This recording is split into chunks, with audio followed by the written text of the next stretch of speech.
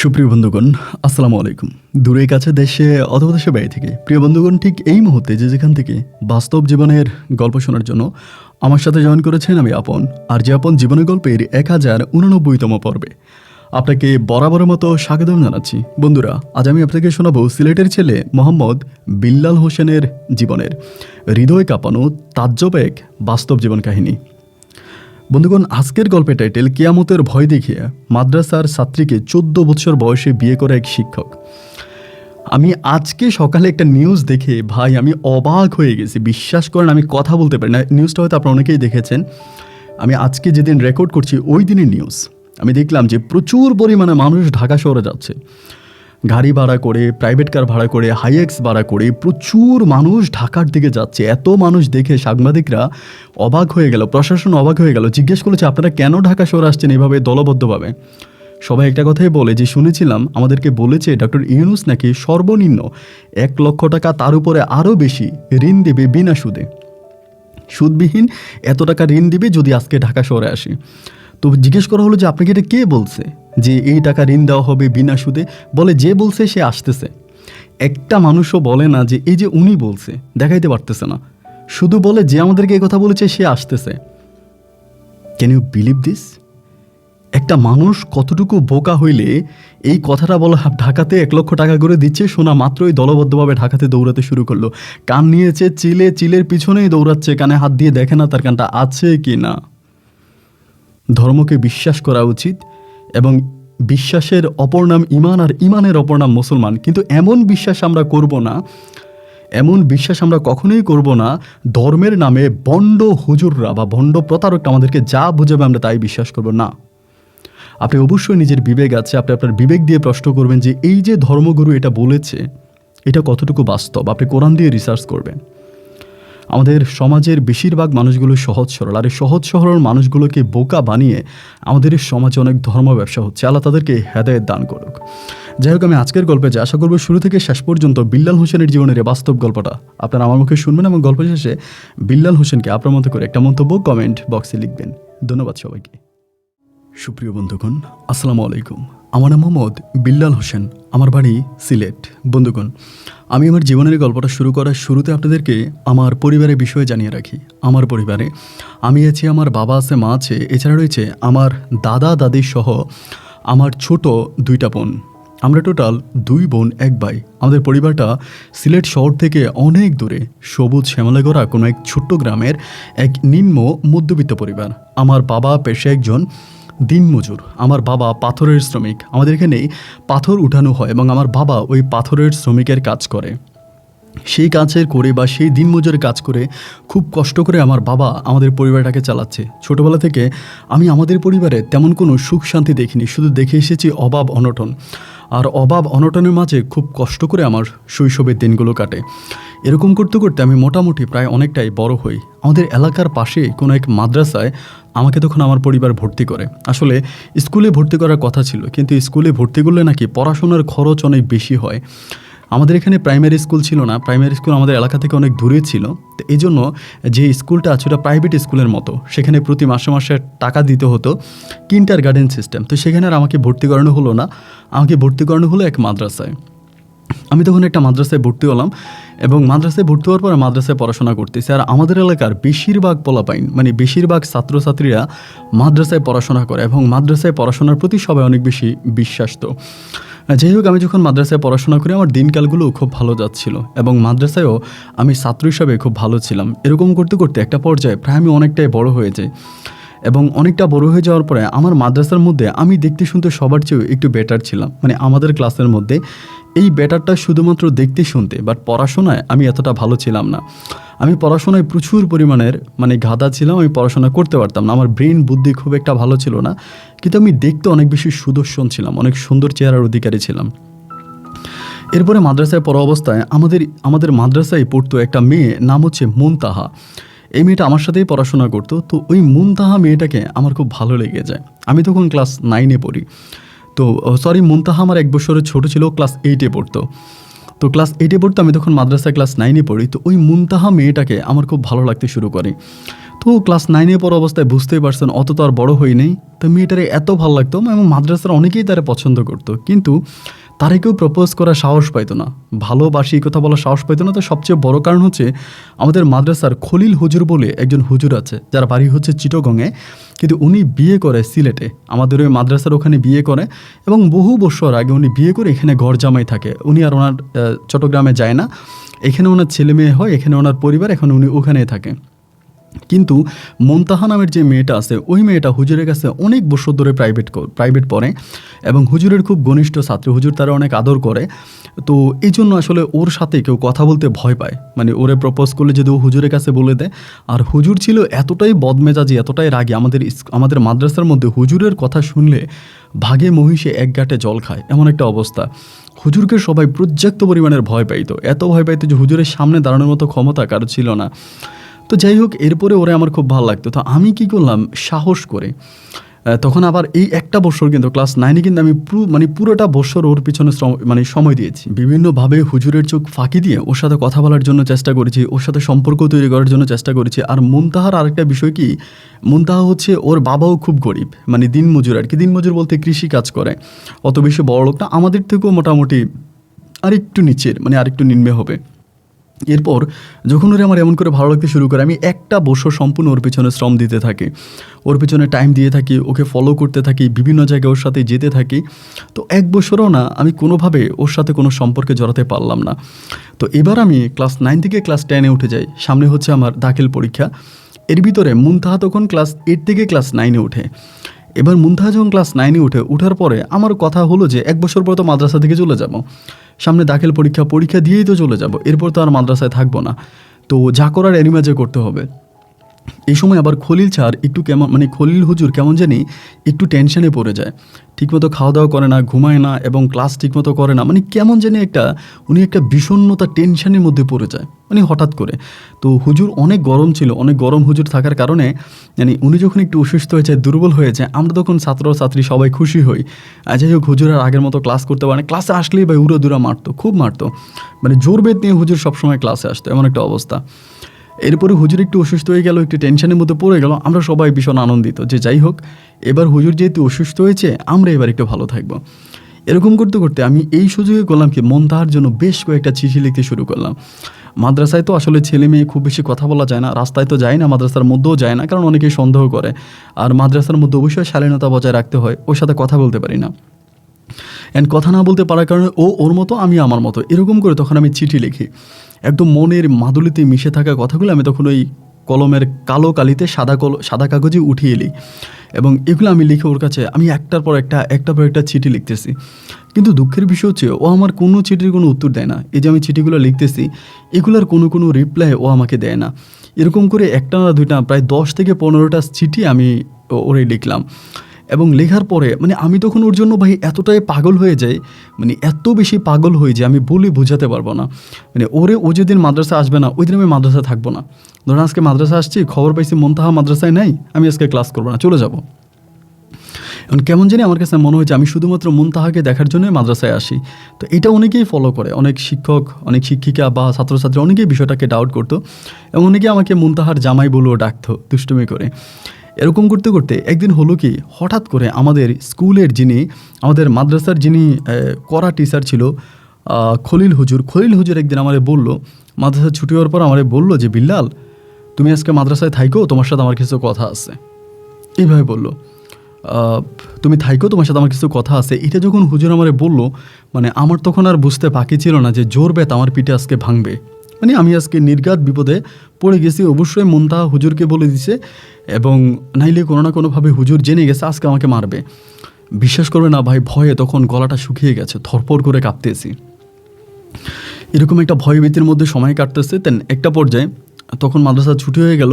ছুটি হয়ে যাওয়ার পর আমি আল্লাহ করতেছি, আল্লাহ আমার একটা রহমত করো, এই জালিম হুজুরের কাছ থেকে আমাকে রক্ষা করো, তিনি তো আজকে আমাকে মেরেই ফেলবে, আমি তো আর তার মায়ের সহ্য করতে পারবো না। কান্নাকাটি করতেছি। এমতো অবস্থার মধ্যে দেখা গেল মাদ্রাসা ছুটি হলো, সবাই চলে যাচ্ছে। তখন হুজুর কী করলো, দপ্তরিকে দিয়ে আমাকে ডাকা এলো যে বিল্লালকে বলো থাকতে। দপ্তরে আমারে বললো যে বিল্লাল, তোরে খলিল হুজুর থাকতে বলছে। তো আমি তখন আসার পরে হুজুর তখন করলো কি, মানে ব্যাগ ট্যাগ সব কিছু রেডি করতেছে। বুঝতে পারতেছি না কিনা, আমাকে মাদ্রাসায় ডেকে হুজুর, অফিস কক্ষে ডেকে হুজুর নিজেই ব্যাগ ট্যাগ রেডি করে। ব্যাগ শেক সব কিছু রেডি করে আমাকে বললো যে বিল্লাল আমার বাসায় চলো। তখন আমি একটু অবাক হয়ে গেলাম। এবার আমি একটু স্বস্তি পাইলাম যে মনে হয় বাসায় গেলে হুজুর মনে হয় তার বাসায় কোনো কাজ আছে, মাঝে মাঝে তো তার বাসায় নিয়ে যাইতো, ধরেন টুকিটাকি কোনো কাজ থাকলে ওগুলো আমাকে দিয়ে করাইতো বা বিভিন্ন ছাত্রদেরকে দিয়ে করাইতো। তো ভাবলাম মনে হয় হুজুরের বাসায় কোনো কাজ আছে, তো আমি হুজুরের সাথে সাথে বাসায় গেলাম। তো হুজুরের বাসায় হুজুরের ছেলে মেয়ে আছে, হুজুরের বউ আছে। যাওয়ার পর আমারে বললো যে একটা কাজ করো, তুমি এই আমার মাদ্রাসার এই আমার বাসার সামনে এই বিশ্রামাগার আছে, ওইখানে গিয়ে বসো। মানে বিশ্রাম করার জন্য একটা ছোট্ট রুম আছে হুজুরের, ওইখানে বসতে বলছে। তো রুমের মধ্যে বসছি, বসার পরে হুজুর অনেক পরে আসরের নামাজ পড়ে তখন আসছে। আয়সা আমাকে বলে, বিল্লাল তোমার একটা কথা জিজ্ঞেস করবো, তুমি সত্যি সত্যি উত্তর দেবা, যদি মিথ্যা বলো তাহলে তোমার বড় সমস্যা হয়ে যাবে। আমি তখন বললাম যে না হুজুর, মিথ্যা বলতে যাবো কেন, আমি আপনাকে এক বিন্দু মিথ্যা বলবো না, যেটা সত্য আমি আপনাকে সেটাই বলবো। আমাকে বলে, তুমি কি মুনতাহাকে পছন্দ করো? যে হুজুরের চোখের দিকে কোনোদিন তাকানোর সাহস পাইতাম না, এত রাগী বদমেজাজি হুজুর, এর উপরে উনি আমাকে ডিরেক্টলি জিজ্ঞেস করতেছে যে আমি মুনতাহাকে পছন্দ করি কি না। এবার তো ভাই আমার গলা টলা সব কিছু শুকিয়ে গেছে, আমার মনে হয় গলার মধ্যে কোনো পানি নেই। আল্লাহ ডাকতেছি, আল্লাহ এবার যদি রক্ষা করো তাহলে রক্ষা, আর নাইলে এবার মরে গেছি। পর আমি নিচের দিকে তাকাই আছি, হুজুর আমাকে বলে, দেখো আমার দিকে তাকাও, তুমি কি মুনতাহারে পছন্দ করো? আমি তখন বললাম যে হুজুর পছন্দ করি, এখন আসলে নাও তো করতে পারি না, কারণ অনেকগুলো ডকুমেন্ট তো আছে, তার আমি অনেকগুলো চিঠি দিয়েছি, অবশ্যই হুজুর কোনো না কোনো ডকুমেন্ট পাইছে, না পেলে তো আর আমাকে ওই ডাইরেক্টলি ধরতে পারে না। আমি বললাম হ্যাঁ হুজুর পছন্দ করে। উনি আমাকে বলে, প্রেম ভালোবাসা পাপের কিছু না, তুমি যারা পছন্দ করো তাকে তুমি ভালোবাসতেই পারো, বিয়ে করতেই পারো, সমস্যা নাই, কিন্তু বিয়ের করার তো একটা সময় আছে, তোমার কি এখন সেই সময় হয়েছে? আমি তখন বললাম না হুজুর, ওরকম সময় তো আমার হয়নি। তা বলে, তাহলে তুমি তাকে এখন কিভাবে বিয়ে করবা, এটা কি সম্ভব? আমি তখন বললাম, হুজুর আমার ভুল হয়ে গেছে। আমি এই বলে হুজুরের পা ধরে কান্নাকাটি করতে শুরু করি যে আমি আপনার পায়ে ধরতেছি, আমার ভুল হয়ে গেছে, আপনি আমার মাফ করে দেন, আমি আর কখনোই এই ধরনের বেয়াদবি করবো না, আমি ভালো হয়ে যাব। এরকম করে কান্নাকাটি করতে করতে আবার হুজুর আমার বলতেছে, তুমি কান্নাকাটি করো না বিল্লাল, কান্নাকাটি করো না, আমার মনটা ভালো নাই, বেশ কয়েকটা দিন আমি খুব টেনশনে আছি। ঠিক আছে, তুমি মুনতাহাকে ভালোবাসো বা তারে পছন্দ করো, আমার কোনো আপত্তি নাই, তুমি তার সাথে রিলেশন কন্টিনিউ করো, কিন্তু আমার দাবি হচ্ছে একটা, যে তুমি পড়াশোনা শেষ করে ভালো একটা চাকরি পাইলে, প্রতিষ্ঠিত হইলে পরে তারে বিয়ে করবা, এর আগে না।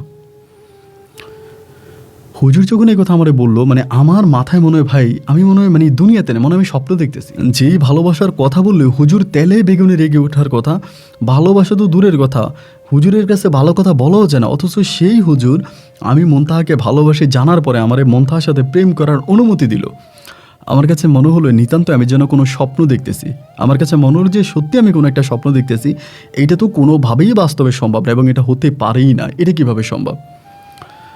নিচের দিকে তাকে আছি, হুজুর আমাকে বলে, তুই কি আমার কথা বুঝছিস?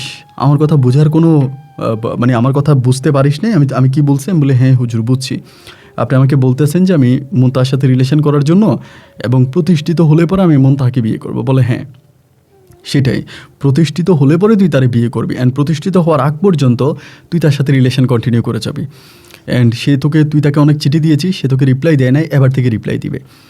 তো আমি আসলে ভাই বুঝতে পারতেছি না মানে ঘটনাটা কি। আমি এরপরে বাসায় গিয়া হুজুর আমারে মারলো না, বকাও দিল না, এত সুন্দর করে বুঝে আমারে বললো, আবার মুনতাহার সাথে রিলেশন করার জন্য অনুমতিও দিল, আবার মুনতাহারে বললো মুনতাহা যাতে আমাকে চিঠির উত্তর দিবে, আমাকে এটাও বললো। অবাক করা ব্যাপার, সারাটা রাত এক ফোঁটা চোখের দুই পাতা এক করতে পারি না। আমাদের ওখানে একটা ব্রিজ আছে, আমি সারাটা রাত ওই ব্রিজের উপরে দাঁড়াইছিলাম সকাল পর্যন্ত। সকালের পরে ফজরের নামাজে গেলাম, নামাজ পড়লাম, নামাজ পড়ে বাড়ি আসছি। আসার পরে দেন রেডি হয়ে আস্তে আস্তে মাদ্রাসার দিকে যাচ্ছি, এবং আল্লাহরে বলতেছি যে আল্লাহ কী জানে কী করা যায়। মাদ্রাসায় গেলাম, এবং মাদ্রাসায় যাওয়ার পরে সিরিয়াসলি মুনতাহা আমারে বলতেছে যে বিল্লাল তোমার সাথে আমার কথা আছে, মানে বিল্লাল ভাই আপনার সাথে আমার কথা আছে। আমি তখন তার কাছে গেলাম পরে ও তখন আমাকে হাতের মধ্যে একটা চিঠি ধরাই দিল। মানে আমি কি বলবো ভাই, আমাকে চিঠি দিল, আমি জাস্ট অবাক হয়ে গেছি। পরে চিঠিটা হাতে নিলাম, হাতে নেওয়ার পরে আমি কলপারে গিয়ে তখন চিঠিটা পড়তেছি, এবং চিঠির মধ্যেও লিখতেছে, আম সরি, আমি আসলে দুঃখিত, আমি আপনাকে বুঝতে পারি না, আপনি যে আমাকে এতটা ভালোবাসেন, আমাকে খলিল হুজুর বুঝাইছে, এবং হুজুর বোঝানোর পরে আমি আপনার প্রেমের প্রস্তাবে রাজি হয়েছি, এবং আমি আপনার সাথে রিলেশন করার জন্য রাজি, এবং আমি আপনাকে অনেক পছন্দ করি। মানে আমার কাছে মনে হলো যে আল্লাহ নিতান্তই মনে এগুলো সবই স্বপ্ন, এবং ঘুম ভাঙার পরে আমি অবাক হয়ে যাবো যে আমি এরকম স্বপ্ন দেখেছি, আমার এরকমটা মনে হচ্ছে। তারপরও আমি এটার পিছনে পড়ে আছি যে এইটা শেষ পর্যন্ত কি হয়, আমি সেটা দেখে যাব যে ঘটনাটা কি, কেন এগুলো এরকমভাবে ঘটতেছে বা কেন এরকমভাবে হচ্ছে। এরকম করে মুনতাহা আমাকে চিঠি দিচ্ছে এবং আমি তাকে চিঠির উত্তর দিচ্ছি। এভাবে দুজনের মাঝে চিঠিপত্রের মাধ্যমে অনেক প্রেম ভালোবাসা, মানে দুজনের গভীর ভালোবাসা, আমরা তখন মগ্ন হয়ে যাই, একদম গভীর ভালোবাসায় থাকি। ও আমার ছাড়া বোঝে না, আমি ওরে ছাড়া বুঝি না, মানে অনেক বেশি ভালোবাসতেছি দুজনকে। এরকম করতে করতে আমার তখন দাখিল পরীক্ষাটা আসতেছে এবং পরীক্ষার কিছুদিন আগে একদিন হঠাৎ করে হুজুর করলো কি, আমার বাপেরে মাদ্রাসায় ডাকাইলো, খলিল হুজুর আমার বাপের মাদ্রাসায় ডাকায় বললো, কি বলছো ওটা আমি জানি না, আমাদের মানে দপ্তরিকে দিয়ে আব্বাকে ডাকাইছে, আমাকে দিয়ে না। এবং আব্বুকে ডাকানোর পরে রাতের বেলা যখন আমি বাড়িতে গেছি, আব্বা কী করলো, একটা জোর ব্যাত নিয়ে এসে আমাকে গরুর মতো পিটাইতে আছে আমার রুমে। আমি বলছি, আব্বা আমার মারতেছেন কেন, মানে আমার অন্যায় কি, মানে আমি অপরাধটা কী করছি আপনি তো বলবেন, আমার কেন মারতেছেন? আব্বা আমারে বলে, তোরে মাদ্রাসায় পাঠাইছি পড়াশোনা করার জন্য, তোরে প্রেম করার জন্য মাদ্রাসায় পাঠাই নাই। আমি তখন বললাম যে, আব্বা আপনি এটা মানে কী বলেন, আমি প্রেম করার জন্য মাদ্রাসায় গেছি, মানে এইটা আপনি আমার কী কথা বলতেছেন, আমি তো আপনার কথা কোনো কিছু বুঝি না। আব্বা আমারে বলতেছে, তোর হুজুর আমার আজকে ডাইকে নিয়ে বলো, তুই নাকি মাদ্রাসার মুনতাহা নামের কোন মেয়ের সাথে প্রেম করস। হুজুর দরবার ডাকছে, মেয়ের পরিবার হুজুরের কাছে বিচার দিছে, এখন হুজুর দরবার ডাকছে আমাকে আগামীকালকে বিকালবেলা দরবারে থাকতে হবে মাদ্রাসার মাঠে। বিকেলবেলা মানে জোহরের পরে, মাগরিবের পরে, মানে আসরের পরে, মাদ্রাসার ছুটি হওয়ার পরে। আমি তখন বলি, আল্লাহ এটা কী হচ্ছে আমার সাথে? হুজুর নিজে আমাকে তার ঘরে ডাইকে নিয়ে মুনতাহার সাথে আমার রিলেশনের কথা বলে দিল। আমি যাতে মুনতাহার সাথে রিলেশনে করি, আমি ওর সাথে রিলেশনে থাকি এবং আমি প্রতিষ্ঠিত হলে পরে মুনতাহাকে বিয়ে করার জন্য, এই কথা হুজুর নিজের মুখে আমাকে বলল। এবং মুনতাহাকেও হুজুর বলল যাতে আমরা দুজনে রিলেশনের মধ্যে থাকি। এরই মাঝে হুজুর আমার বাবাকে ডেকে নিয়ে এই কথা কেন বলবে? আবার মনে এটাও সন্দেহ লাগতেছে, না জানি মুনতাহার বাবা হুজুরের কাছে বিচার দিছে, না যে মুনতাহার বাবা জেনে গেছে, এটা কিনা আমি বুঝতে পারতেছি না। এবার আব্বার মায়ের খেয়ে আমি সারাটা রাত বাড়ির বাইরে ছিলাম, মানে ঘরের বাইরে ছিলাম। এরপরের দিন সকালবেলা আমি মাদ্রাসায় না গিয়ে আমি দৌড়ে হুজুরের বাড়িতে গেছি। হুজুরের বাড়িতে যাওয়ার পরে দেখেছি মুনতাহা হুজুরের বাড়ি থেকে বেরোচ্ছে, কেমন যেন একটা কান্না ভাব। আমি বললাম যে, মুনতাহা, ও আমার কোনো কিছু বলে না, ও চলে যাচ্ছে, মানে কান্না করতেছে এরকম আর কি, চোখ দিয়ে পানি বের হইতেছে। যে দেখি ওই বিশ্রামাগারের ওখানে, মানে গেস্ট রুম যেটা, ওইখানে হুজুর বসে আছে। আমি গেলাম, যাওয়ার পরে সালাম দিলাম, হুজুর আসসালামু আলাইকুম। সালাম দেওয়া মাত্র হুজুর আমার উপর প্রচুর ক্ষিপ্ত হয়ে গেল। এই তুই এখানে কেন আসলি, এখানে কী কারণে আসলি, এখানে তোর কাজ কি? খুবভাবে রেগে গেছে। আমি বললাম, হুজুর আপনি রাগ করতেছেন কেন? আপনার কাছে আসছি একটু কথা বলার জন্য। পরপর তোর সাথে আমার কোনো কথা নেই তো, যা কথা তোর বাবাকে বলে দিছি। আমি তখন বললাম, হুজুর আপনি এটা কী বলতেছেন, আমার আব্বারে আপনি বলছেন, আমার আব্বার আপনি কী বলছেন? আর আমি তো আপনার কথাবার্তা কিছু বুঝতে পারতেছি না। আপনি আমার ওই দিন কী বললেন এবং আজকে আমার আব্বারে ডেকে নিয়ে কী বললেন? এরপরে হুজুর আমাকে অকথ্য ভাষায় গালাগালি শুরু করে। যার মুখের মধ্যে দাঁড়িয়ে আছে পাঞ্জাবি পরে, টুপি পরা একজন মানুষ এইভাবে লোকাল ভাষায় গালাগালি করতে পারে, আমি অবাক হয়ে গেলাম। আমাকে বলে, তুই এখন এই মুহূর্তে এখান থেকে বেরিয়ে যাবে এবং তুই যদি বের না হস তাহলে তোরা আমি পিটাইয়া মাদ্রাসা থেকে বের করব, তুই মাদ্রাসার ত্রিসীমানায় কখনো আসতে পারবি না। এইভাবে বকা বাধ্য করে একরকম আমাকে নির্যাতন করে ওই হুজুর রুম থেকে বের করে দিল। আমি বের হয়ে বাড়িতে আসছি, আসার পরে আমার আব্বা কী করলো, কখনো এর কাছে যায়, কখনো ওর কাছে যায়, এবং আমি তখন মানে কোনো উপায় বুদ্ধি খুঁজে পাইতেছি না যে আমি কী করব, আমার মাথায় কোনো কিছুই আসতেছে না। একটা পর যে আমি মাদ্রাসায় গেলাম না গিয়ে আমি মুনতাহার বাড়ির দিকে গেলাম, এবং মুনতাহার বাড়ির দিকে যাওয়ার পরে দেখতেছি মুনতাহা মাদ্রাসার দিকে যাইতেছে বাকি 2-3টা মেয়ে সহ। আমি তখন মুনতাহারে ডাক দিলাম, মুনতাহা এগুলো কী হইতেছে, তুমি কই যাও? বলে, দেখো না বই নিয়ে কই যাবো, বই নিয়ে মাদ্রাসায় যাবো। আমি তো মাদ্রাসায় যাওয়া ভালো কথা, কিন্তু এগুলো কী হচ্ছে? ও বলে, আমি জানি না কিছু। এরপর আমি গেলাম ওর বাড়ির দিকে, যে ওর বাবার আমি জিজ্ঞেস করবো এবং প্রয়োজন ওর বাবার হাতে পায়ে ধরে কান্নাকাটি করবো, যাতে উনি যেভাবেই হোক খলিল হুজুরকে বুঝায় এবং খলিল হুজুরকে বুঝায় যাতে উনি এই জিনিসটা বন্ধ করে। কারণ উনি যদি এটা বন্ধ না করে তাহলেই তো আমার অবস্থা ভাই খারাপ হয়ে যাবে। যদি মাদ্রাসার মাঠে দরবার হয়, ওই দরবারে তো আমার আব্বার নাক কান কাটা যাবে, আমাদের মান সম্মান সব শেষ হয়ে যাবে। এই জন্য আমি তখন মুনতাহার বাড়ির দিকে দৌড়াচ্ছিলাম, এবং মুনতাহার বাড়িতে যাওয়ার পরে মুনতাহার বাবারে পাইলাম না। আমি জিজ্ঞেস করলাম, মানে মুনতাহার আম্মুরে জিজ্ঞেস করলাম যে মুনতাহার বাবা কোথায়? বলে, উনি তো ঘরে নাই। কই গেছে? কাজে গেছে। কোন জায়গায় কাজে গেছে উনি বলতে পারে না। তো উনি যেহেতু মাঠে ঘাটে কাজ করে, আমি ভাই মাঠের মধ্যে দৌড়াইতে শুরু করি। মাঠে এই বিলে ওই বিলে বিভিন্ন বিলে দৌড়াইতে আসি, উনি কই, ওনারে পাই না। এবং অনেক লোকেরই জিজ্ঞেস করতেছে যে মুনতাহার বাবারে দেখছে কিনা, সবাই বলে যে না আমি তো দেখি নাই, আমাদের কি আসে নাই। তাহলে কোথায় গেল উনি? এরকম করে ঘোরাফেরা করতে করতে মাদ্রাসার টাইম ওভার হয়ে গেছে। আমি আর মাদ্রাসায় যাইতে পারবো না, দিনের প্রায় 11:30 বেজে গেছে। 11:30 বাজে বাড়িতে আসছি পর আমার আব্বা বাড়িতে নাই, কিন্তু মা এত পরিমাণের খারাপ ব্যবহার করতেছে আমার সাথে, মানে আমার বইপত্র, আমার মাদ্রাসার যত ড্রেস আপ আছে সব কিছু আমার আব্বা পোড়াই দিছে সকালবেলা আমি বাড়ি থেকে বেরোয়ার পরে। আমার মাদ্রাসার যত ড্রেস, আমার বইপত্র, আমার সামনে দাখিল পরীক্ষা, আমি পরীক্ষা দিব, এই পরীক্ষার আগ মুহূর্তে ভাই এরকম একটা ঘটনা ঘটাই দিল। দুপুরে আমার মা আমারে খাইতেও দিল না, আমি দুপুরে খাবারও খাইলাম না, পেটের খিদায় আমার মনে হয় পেটের নাড়ি ভুড়ি ফেটে যাচ্ছিল। সারাটা দিন আমি তখন গাছের নিচে বসেছিলাম যে আল্লাহ কী হয় কী হয় কী হয়।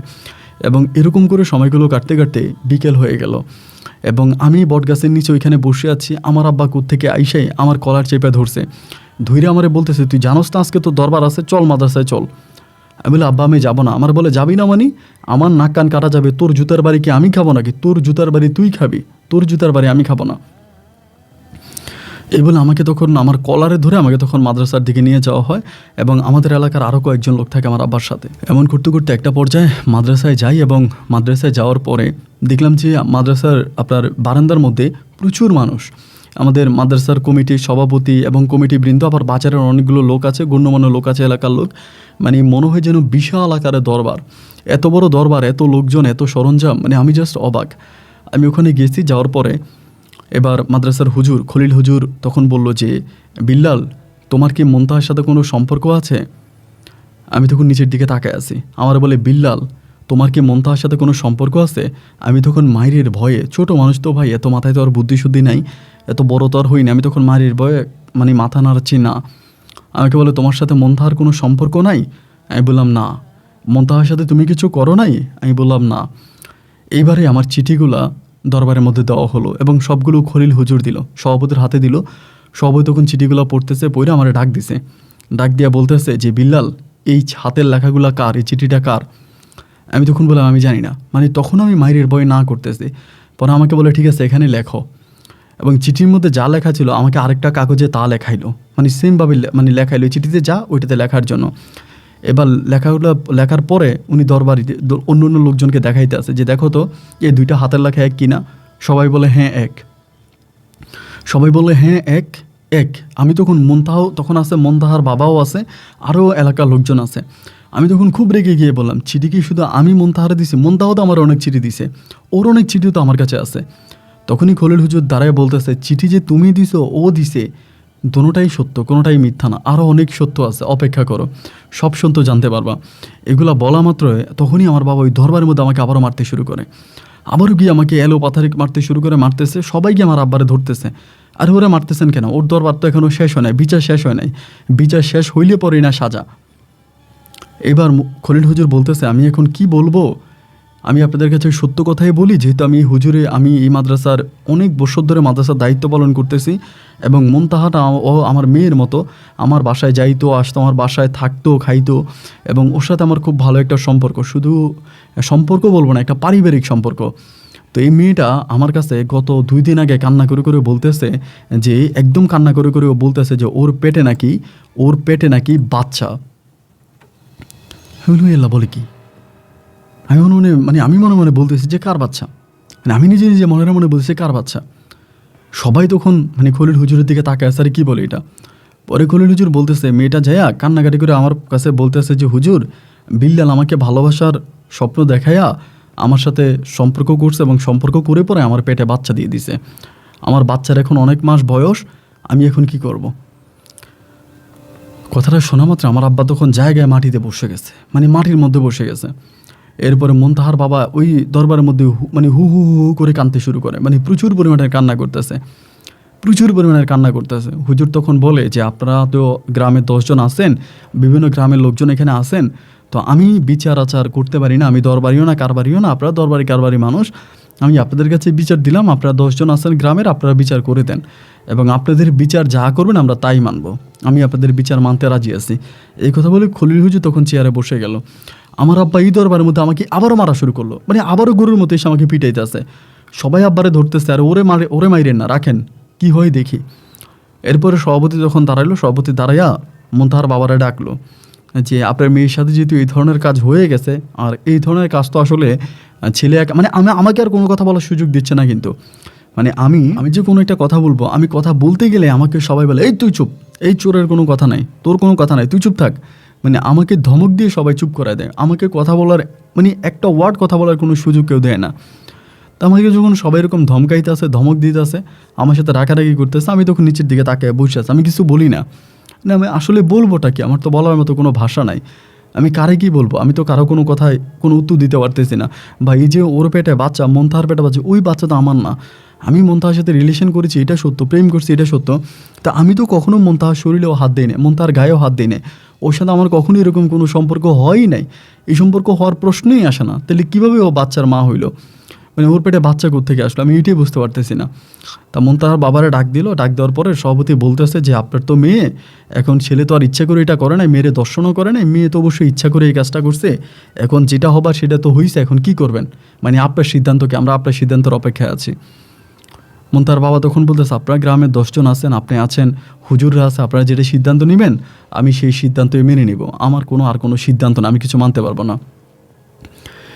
এর মধ্যেই তখন সভাপতি বলল যেহেতু এরকম একটা ঘটনা ঘটেই গেছে, মন্তাহাও গরিবের মেয়ে, মন্তাহার বাবাও গরিব মানুষ, এবং আজকে যেহেতু এরকম একটা ঘটনা ঘটেই গেল, তাইলে আপনারা একটা কাজ করেন, এখনই এই মজলিসে মন্তাহার সাথে বিল্লালের বিয়ে পড়াই দেন, মন্তাহার সাথে বিল্লালের বিয়ে পড়াই দেন। আমি তখন ভাই মানে আইসের মতো হয়ে গেছে যে আমার সাথে যা হইতেছে, যা চোখের সামনে দেখতেছি, মানে স্বপ্নে যেরকম মানুষ দেখে না, কোনো কিছু শরীর নাড়াইতে পারতেছি না, মানে বোবা জিনে ধরলে যেরকম এরকম অবস্থা। ওনারাই মানে বিচার করতেছে, ওনারাই রায় দিচ্ছে, ওনারাই সব করতেছে, মানে আমার আর কোনো কিছু জিজ্ঞেস করা প্রয়োজন মনে করতেছে না।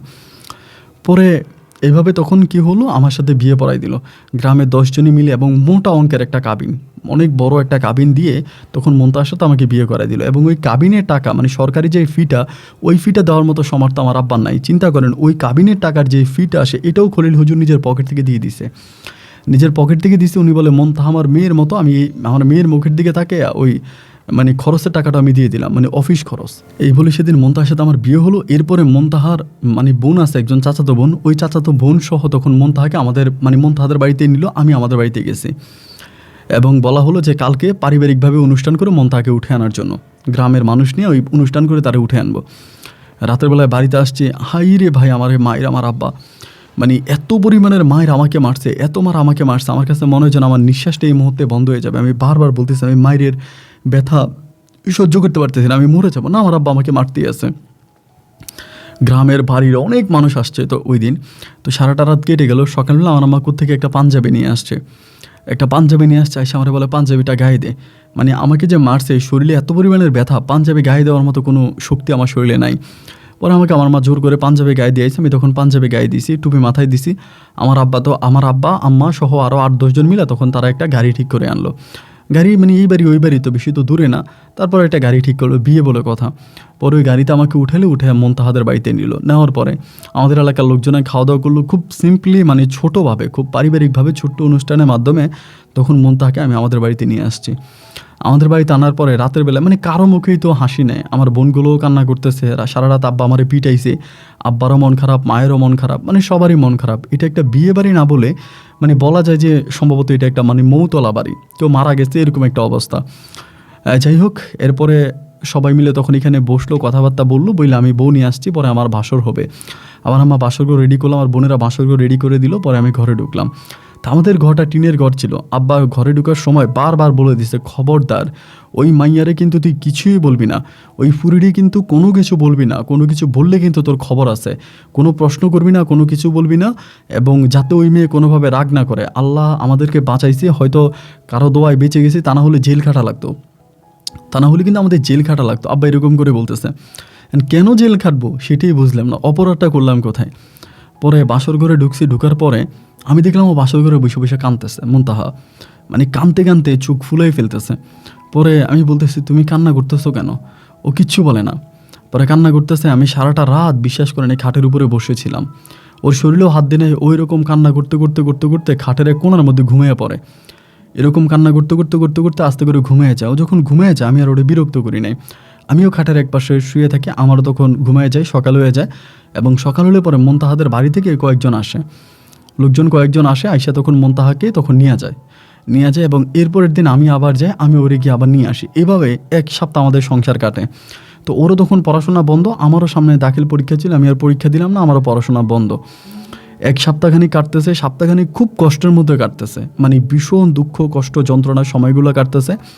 1 সপ্তাহ পর আমি চিন্তা করতেছি, মানে আমি বারবার ভাবি যে আমি মন্তাহারের বিষয়টা জিজ্ঞেস করব, পৃথিবীতে আর কেউ না জানুক, ও তো জানে আমি কখনো ওর গায়ে হাত দিই নাই, ওর ওর ওর সাথে আমার কোনো খারাপ কোনো সম্পর্ক হয় নাই, তাহলে ওর পেটের বাবুর বাবাকে, মানে ওর পেটে যে বাচ্চা সেটার বাবাকে, আমি তো এটার বাচ্চার বাবা না, এটা দুনিয়ার কেউ না জানুক, এটা তো মুনতাহা জানে। এভাবে কয়েকটা দিন কেটে যাওয়ার পরে একদিন রাতের বেলায় আমি ওরা বললাম যে মুনতাহা, আমি কি তোমার একটা ছোট্ট প্রশ্ন করতে পারি, তুমি কি আমার এই প্রশ্নের উত্তরটা দিবা? মুনতাহা বলে যে ঠিক আছে, কি বলতে চাও বলো। আমি বললাম মুনতাহা, পৃথিবীর আর কেউ না জানো, তুমি তো জানো তোমার পেটের বাবুর বাবা আমি না, তো তোমার পেটের ওই বাচ্চার বাবাকে। ও আমার বলে কে আবার? আমার পেটের ওই বাচ্চার বাবা তুমি, তুমি ছাড়া আর অন্য কে হতে যাবে? আমি তখন বললাম আমি তো তোমার সাথে কোনোদিন কোনো অবৈধ সম্পর্ক করি নাই, খারাপ কিছু করি নাই, তাহলে পেটের বাচ্চার বাবা আমি কি করে হলাম? ও আমাকে বলতেছে এই পেটের বাচ্চার বাবা তুমি, আমি আর কিছু শুনতে চাই না। মানে ও আমাকে আর কোনো কিছু বলার সুযোগই দেয় না, আর আমি তো এমনিই চোরের মতো হয়ে আছি, আমি কোনো কিছু বলতে পারি না। এরকম করে সময়গুলো কাটতেছে, জাস্ট মনের ভিতরে একটাই প্রশ্ন যে এই বাচ্চার বাবা আদৌ কে? এমন করে দিন রাতগুলো কাটতেছে। আব্বার সাথে আমি তখন পাথর কাটার কাজে যাইতেছি, মানে পাথরের কাজে যাইতেছি, পাথরের কাজ করতেছি। আব্বা যেরকম দিন মজুরের কাজ করে, একইভাবে আমি তখন আমার আব্বার সাথে দিন মজুরের কাজ করি, পাথর কাটি, পাথর উঠাই বাড়িতে আনি, এত শত কাজ করি। বা সব কিছুর মাঝে মনের মধ্যে শুধু একটা প্রশ্নে বারবার করে ঘুরপাক খাচ্ছে যে আসলে এই মুনতাহার বাচ্চাটা হইল, এবং বাচ্চাটা আমার একটা ছেলে, মানে মুনতাহার করে একটা ছেলে সন্তান হইল। ছেলেটাও দেখতে মোটামুটি অনেকটা সুন্দর হয়েছে, ভালো হয়েছে। এবং ছেলেটা হওয়ার পরে আমি তখন কিন্তু আস্তে আস্তে স্ট্রং হইতে আসি, মোটামুটি স্ট্রং হইতে আসি। ছেলেটাও মোটামুটি অনেকটা বড় হইল, মানে অনেকটা অংশে বড় হয়েছে। তা প্রায় ছেলেটা হওয়ার 7 থেকে 8 মাসের মাথায় আমি তখন ওই যে আপনার দূরের একটা কাজে গেছিলাম, মানে আমাদের সিলেট শহর থেকে একটা মাটি কাটার একটা কাজে, পাহাড় কাটার একটা কাজে গেছিলাম অনেক দূরে। তো ওইখানে বিভিন্ন লোকেরা কাজ করে, ওখানে নোয়াখালীর 2জন ভাইও কাজ করে। তো অনেক জায়গা থেকে মানুষ আসে ওইখানে কাজ করার জন্য। তো আমি ওখানে কাজে গেলাম। পরে নোয়াখালী দুইটা ভাইয়ের সাথে একটা ভাইয়ের সাথে, ওনার নাম ছিল আহাদ ভাই, আহাদ ভাইয়ের সাথে আমার একটু ভালো সম্পর্ক, দীর্ঘদিন ধরে কাজ করি, প্রায় আপনার 14-15 দিনের মতো। তো আহাদ ভাইয়ের সাথে সম্পর্ক ভালো হতো। তো একদিন আমি আহাদ ভাইয়ের আমার এই দুঃখের কথাগুলো বললাম, মানে এই পর্যন্ত কিন্তু আমি এগুলো কাউরে জানাই নাই, এই পর্যন্ত কিন্তু কাউরেই বলি নাই। এই প্রথম আমি নোয়াখালীর আহাদ ভাইয়ের এই বিষয়টা জানাইলাম। জানানোর পরে আহাদ ভাই তখন আমার বলতেছে, আরে আপনি কি পাগল না, আপনি বিয়ে করলেন কেন? আমি বললাম ভাই, আমি যদি বিয়ে না করি তাহলে আমার আব্বা আমাকে মেরে ফেলতো, আমি আব্বার মায়ের ভয়ে বিয়ে করছি। পরে আমার বলতেছে, না আপনি যেটা করছেন এটা আপনি ভালো করেন নাই, আপনি এই কাজটা খুব খারাপ করছেন, আপনার কী দরকার ছিল এই মেয়েটারে বিয়ে করার? যেহেতু বিয়ে করেই ফেলছেন, বাচ্চা হয়ে গেছে, আপনি তারা ছাড় দিয়েন না, অন্য কারো বাচ্চা আপনি বড় করবেন কেন? আপনি ডাইরেক্ট গিয়ে বলবেন যে আপনি এই বাচ্চা ডিএনএ করাবেন। ভাই আপনি বিশ্বাস করবেন কিনা জানি না, এই প্রথম আমি ডিএনএ শব্দটা শুনি। তো আমি বলি যে ভাই ডিএনএ কি? বলে ডিএনএ একটা টেস্ট আছে, ওই টেস্ট যদি করানো হয় তাহলে এই বাচ্চার বাবাকে বেরিয়ে যাবে, মানে বাচ্চার বাবাকে বুঝতে পারবেন। আমি বলি কী বলেন আপনি, দুনিয়াতে কি এরকম পরীক্ষাও আছে? মানে বাচ্চার পরীক্ষা করলে বলে দেওয়া যাবে বাচ্চার বাবাকে? উনি বলে বলা যাবে। আপনি জানেন না এটা? আমি বললাম না ভাই, আমি তো এটা জানি না। পরে বলে তাহলে জানি নেন, বাচ্চা ডিএনএ পরীক্ষা করেন। আপনি যাবেন, গিয়ে আপনার বউরে বলবেন যে বাচ্চার বাবাকে সত্যি করে বলো, আর যদি সত্যি করে না বলো তাহলে আমি বাচ্চা ডিএনএ টেস্ট করাবো, হসপিটালে নিয়ে যাব, তখনই বাচ্চার বাবার বেরিয়ে যাবে। আমি আমার পরীক্ষা করাবো, আমার সাথে তো বাচ্চার ডিএনএ মিলবে না, তখন আমি দরবারি মানুষদেরকে জানাবো। এই কথা বলে বেশ কয়েক মাস ওই মাটি কাটার ওখানে, পাহাড় কাটার ওখানে কাজ করে আমি তখন বাড়িতে আসি। তো ওই আহাদ ভাইয়ের কথাকে পুঁজি করে আমার ভিতরে তখন একটা শক্তি সঞ্চয় হয় যে না, আমি এবার মুনতাহাকে ছাড়বো না, এইবার আমি মুনতাহার উপরে একটা চরম প্রতিশোধ দিব। এই বলে এবার আমি মুনতাহারে বারবার বলতেছি, মুনতাহা এই বাচ্চার বাবাকে আমার কাছে সত্যি কথা বলো, যদি তুমি না বলো আমি বাচ্চা ডিএনএ করাবো, বাচ্চার এটা পরীক্ষা করাবো, ওইটা পরীক্ষা করাবো। এগুলো বলতে বলতে একদিনও আমাকে হঠাৎ করে বলতেছে, আমার পা ধরে কান্না করে বলতেছে, তুমি আমাকে মাফ করে দাও। আমি আসলে কীভাবে বলবো বুঝতে পারতেছি না, এই বাচ্চার বাবা তুমি না, এই বাচ্চার বাবা খলিল হুজুর। বললাম খলিল হুজুর? খলিল হুজুরকে না তুমি বাবা করে ডাকো? বলে হ্যাঁ, আমার বয়স যখন 14 এবং আমার ওই 14 বছর বয়সে হুজুর আমাকে কিয়ামতের ভয় দেখায়, মোবাইলের মধ্যে, মোবাইলে আমি কিয়ামতের ভয় দেখি। হুজুর বলে যদি হুজুরের কথা না শুনি তাহলে আমি মৃত্যুর পরে এই ধরনের কিয়ামত আর আগুনে আমাকে পুড়তে হবে, এগুলো করতে হবে। এই জন্য আমি সর্বোপরি হুজুরের কথা শুনি। এবং হুজুরের কথা শোনার পরে হুজুর একদিন তার এক দূরের কোনো এক বন্ধুকে নিয়ে এসে আমার সাথে একদিন হুজুর কলমা পড়ে। ওই দিন হুজুরের ছেলে মেয়ে, হুজুরের বউ কেউ বাসায় ছিল না। এরপরে আমার 14 বছর বয়স থেকে হুজুর আমার সাথে এই ধরনের কাজগুলো করতো। এমন করতে করতে একটা সময় আমার পেটে বাবু হয়েছে, আমি বুঝতে পারি না। এবং বাবু তখন অনেক বড় হয়ে যায়, হুজুর বাচ্চাকে খালাসও করাইতে পারতেছিল না। তখন থেকে হুজুর খুব টেনশনে পড়ে যায়, ভীষণ রকমের টেনশনে পড়ে। এবং টেনশনে পড়ার পরে হুজুর তখন জানতে পারে যে তুমি আমারে পছন্দ করো, তুমি আমারে পছন্দ করো। এটা জানলে পরে হুজুর তখন আমাকে একদিন ডাইকে এনে জিজ্ঞেস করে যে তোমাদের এক বেশ সিনিয়র বিল্লাল হোসেনকে তোমারে পছন্দ করে? আমি তখন বললাম হ্যাঁ। পরে বলে ঠিক আছে, তাইলে হুজুর আমাকে শিখাই দেয়, যেমনি যেমনি শিখাই দেয় আমার বাবাকেও আমাকে বলতে মানা করে। আমাকে বলে তুমি যদি কাউরে বলো তাহলে সর্বনাশ হয়ে যাবে, তোমার পেটের বাচ্চা আগুনের ফুলকি হয়ে বের হবে, তুমি দুজকে পড়বা, ওই সেই কিয়ামতের ভয়।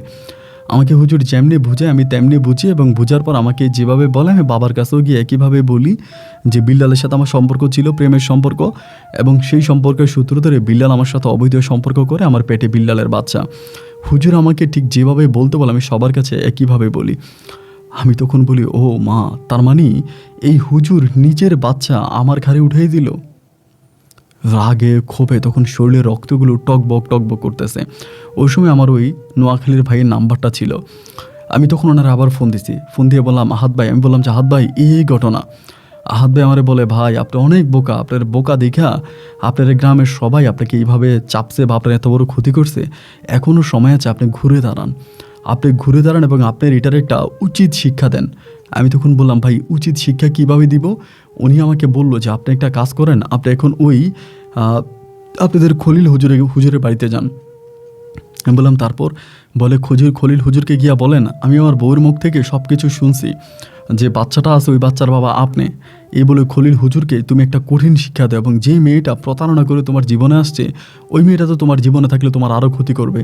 এই মেয়ে এখনও খলিল হুজুরের কথা উঠবে আর বসবে, তোমার লাইফ পুরো শেষ।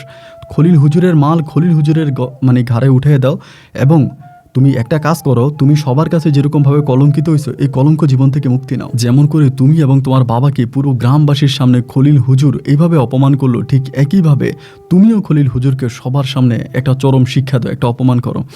ভাই অপমান কিভাবে করছে চিন্তা করেন। আমার ছোট 2টা বোন আছে, আমার এই 2টা বোনের মানে কোনো রিক্সা ড্রাইভার, কোনো ভিক্ষুক পর্যন্ত আমার এই বোনের বিয়ের জন্য আসে না। মানে আমার নামে এত বড় কলঙ্ক হয়ে গেছে যে কেউ আর আমার বোনকে বিয়ে করবে না, আমাদের সাথে কেউ কথা বলে না। মসজিদে নামাজ পড়তে গেলে আমার আব্বাকে সবাই ঘৃণা করে, আঙ্গুল দিয়ে দেখায় যে অমুকের ছেলে মাদ্রাসায় পড়াশোনা অবস্থায় আরেক মেয়েরে গর্ভবতী বানাই দিছে। এইরকমভাবে আমার আব্বাকে অপমান অপদস্থ করে। আমার ভিতরেও তখন প্রতিশোধের আগুন ধাউ ধাউ করে জ্বলতেছে, যে আমাকে যেরকমভাবে কষ্ট দিয়েছে, আমার বাবাকে যেরকমভাবে কষ্ট দিয়েছে, একইভাবে আমি খলিল হুজুরের উপরে চরম প্রতিশোধ দিব। এবং আমি যে মুনতাহা প্রতারণা করে হুজুরের কথা মতো আমার সংসারে ঢুকছে, আমি একইভাবে ওই হুজুরের ঘরে মুনতাহারে পাঠাবো। এই কথা বলে একদিন রাগে ক্ষোভে মাগরিবের পরে হুজুরের বাড়িতে গেছি, একাই গেছি। এই ঘটনাগুলো কিন্তু আমি কাউকে জানাচ্ছি না, আমি কাউরে জানাচ্ছি না, শুধুমাত্র আহাদ ভাই আমাকে যেভাবে বলতেছে, উনি যেভাবে বলে আমি সেভাবেই করতেছি। আমি কিন্তু কোনো কিছু কাউরে জানাই না, কাউরে কোনো কিছু বলি না। উনি বলে ওনাদের এলাকাতেও নাকি এরকম একটা ঘটনা আগে ঘটছে, সেম একইভাবে বলে হুজুর রিলেশন করে তারপরে ছাত্রের গলা ঝুলাই দিছে। তো সেখান থেকে উনি আমারে বললো আর কি, যে যেভাবে বললো ভাই। আমি তখন মাগরিবের পর হুজুরের বাড়ি গেছি, যে বললাম খলিল হুজুর বাড়িতে আছেন? উনি তখন মাগরিবের নামাজ পড়ে মাত্র আসছে, পরে আমারে বলে আরে কে, জামাই নাকি, ঘরে আসো, এমন করে বলতেছে। মানে কি পরিমাণের ভালোবাসা ওনার আসলে বলে বোঝানো যাবে না, এত মধুর করে ডাকতেছে যে আসো ঘরে আসো। আমি তখন ঘরের দিকে গেলাম, ঘরের দিকে যাওয়ার পরে উনি আমাকে ওনার ওয়াইফরে বলতেছে জামাই আসছে রান্না বান্না করো, এবং ওনার ওয়াইফও তখন ফ্রিজ থেকে মাংস নামাইতে আসে, এটা করতেছে ওইটা করতেছে, মানে আমাকে খাওয়াবে, রান্না বান্না করবে। পরে আমারে বলে কী অবস্থা বিল্লাল, শরীর ভালো? আমি বললাম জি হুজুর ভালো। পরে আমি বললাম হুজুর আপনার সাথে আমার কিছু কথা আছে, আপনার ওই বিশ্রামের ঘরে চলেন। মানে যে বিশ্রামের ঘরে হুজুর আমাকে একদিন অপমান করে তারাই দিছিল, আমার গায়ে হাত তুলছিল, ওই ঘরে আমি হুজুরকে নিয়ে যাব। প্রথমে আমি হুজুরকে বিষয়টা গোপনে জানাবো। পরে ওই ঘরে নিলাম, নেওয়ার পর হুজুর বসছে, বসার পর আমি বলি হুজুর আপনার সমস্ত মিথ্যার সমস্ত প্রতারণা ফাঁস পেয়ে গেছে। পরে আমার বলে সমস্ত মিথ্যা প্রতারণা ফাঁস পেয়ে গেছে মানে? আমি বললাম আপনি আমার গলায়, আপনি নিজে মুনতাহার পেটে বাচ্চা দিয়া সে মুনতাহারে আমার গলায় ঝুলিয়ে দিছেন। পরে উনি আমার বলে কী বললে এটা তুমি? আমি বলি হ্যাঁ, আমি যেটা বলছি এটা সম্পূর্ণ সত্য। আপনি মুনতাহাকে কিয়ামতের ভয় দেখাইছেন, কিয়ামতের ভয় দেখিয়া আপনি বিয়ে নামের এক ছোট্ট, মানে কোনো কাবিন নাই কিছু নাই, মেয়েটার কিয়ামতের ভয় দেখিয়া বিয়ে নামের এক ছোট্ট অভিনয় করে আপনি এই মেয়েটার পেটে বাচ্চা দিছেন, এবং সেই মেয়েকে আমার গলায় ঝুলিয়ে দিছেন। আমি আপনার প্রতারণা পরিপূর্ণভাবে বুঝে গেছি হুজুর, আমি কালকেই গ্রামে 10 জনকে ডাকবো এবং এটার আমি বৈধ বিচার করব।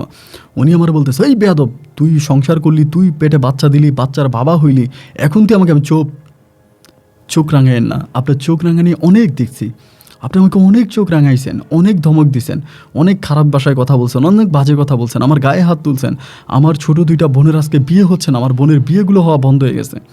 আমি আপনাকে ছাড়বো না, এত সহজে আমি বিল্লাল আপনাকে ছাড়বো না। আমি কালকে আপনার নামে দরবার ডাকবো, গ্রামের 10 জনকে ডেকে, আর আমি এটা প্রমাণ করবো যে এটা আপনার সন্তান। পরে আমার বলে কেমনে প্রমাণ করবে? আমি বলি ডিএনএ টেস্ট করবো।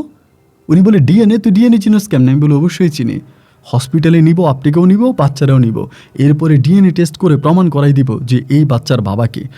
এই কথা বলার পরে হুজুরের ওয়াইফ তখন ডাকতেছে, আরে তুমি জামাইরি নিয়ে ওই করে বসতে আসো কেন, শরবত আছে শরবত দাও। আমি তখন বললাম আপনার শরবত আপনি খান। এই কথা বলে হুজুরের ঘর থেকে আমি তখন বেরিয়ে চলে আসছি।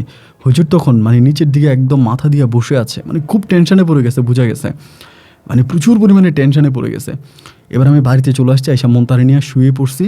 আমি আর মন্তার উপর কোনো রাগ নেই, কিন্তু হ্যাঁ আমি প্রতিশোধ নেব, আমি হুজুরের 12টা বাজায় ছাড়বো, মন্তাহারে যা কিছু করি বা না করি।